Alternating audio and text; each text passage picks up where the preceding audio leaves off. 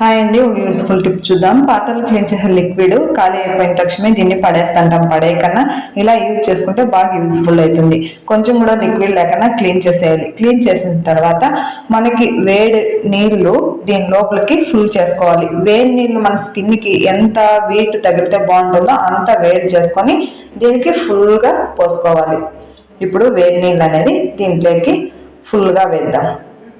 చూడండి, ఇలా వేసుకొని తర్వాత మనకి చలికాలం ఎక్కువ కాళ్ళ నొప్పులు, కీళ్ళ నొప్పులు లేదా ఏమైనా తగిలి వాపులు అనేది వస్తూ ఉంటాయి. వచ్చినప్పుడు ఇలా వేడి నీళ్ళు అనేది కాపడం పెట్టుకుంటే తగ్గిపోతుంది.